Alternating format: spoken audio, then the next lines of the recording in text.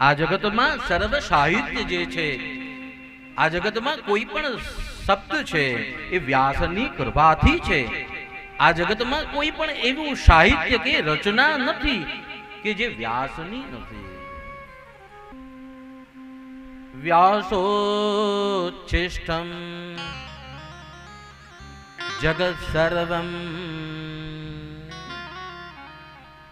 આ જગતમાં કોઈ પણ શબ્દ છે તો એ વ્યાસનો ઉચ્છિષ્ટ છે, આપની રચના છે એવું કહી ન શકો, કારણ કે વ્યાસની કૃપાથી શબ્દ અને સાહિત્યની પ્રાપ્તિ થઈ. એ ભગવાન વ્યાસજીએ અષ્ટાદશ પુરાણની રચના કરી, અને અષ્ટાદશ પુરાણની જ્યારે રચના કરી ત્યારે વ્યાસજીએ ચોથા ક્રમની અંદર એક વાયુ પુરાણ, જેને જ શિવ પુરાણ તરીકે ઓળખવામાં.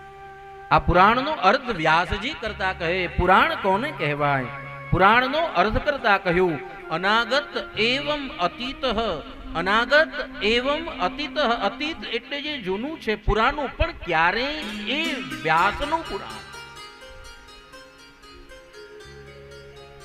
એક વખત સાંભળ્યા પછી ફરી નથી સાંભળવી એવી ઈચ્છા થતી નથી. કથા હર હંમેશ જેટલી વખત પણ આપ શ્રવણ કરો છો, વ્યાસજીના ગૂઢ રહસ્યો નવા નવા સમજવાનો અવસર આ કથાના માધ્યમથી હોય.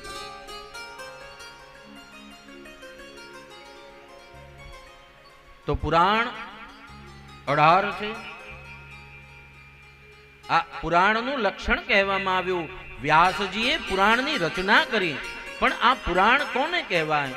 તો શાસ્ત્રમાં પુરાણની વ્યાખ્યા કરતા એવું કહ્યું કે જેમાં આ વેદ સાથે જ જે પુરાણ ઉત્પન્ન થયા હતા,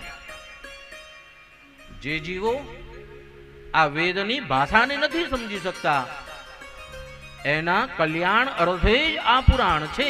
વેદોની જે વ્યાખ્યા છે એ આ પુરાણ.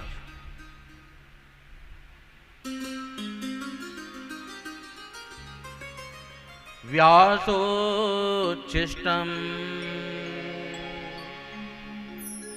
જગત સર્વમ. આ જગતનું વ્યાસનું ઉચ્છિષ્ટ જ આપણા ધર્મશાસ્ત્રોના જે પુરાણો છે એમાં કોઈ પણ શબ્દ એવો નથી કે જે વ્યાસજી ન રચ્યો. આ પુરાણના જે લક્ષણ છે 5 લક્ષણો છે. સર્ગશ્ચ પ્રતિસર્ગશ્ચ વંશો મનવંતરાણિ ચ વંશાનુચરિતં ચૈવ પુરાણં પંચલક્ષણમ. પુરાણની અંદર 5 સર્ગ, પ્રતિસર્ગ, વંશ, મનવંતર, વંશાનુચરિતમ, આ 5નું સંકલન, આ 5 લક્ષણોને જ પુરાણ કહેવાય.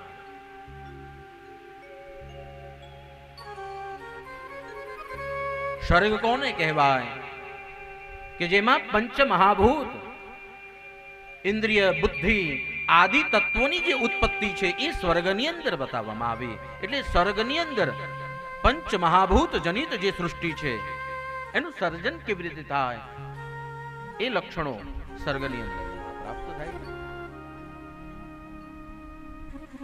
પ્રતિસર્ગ,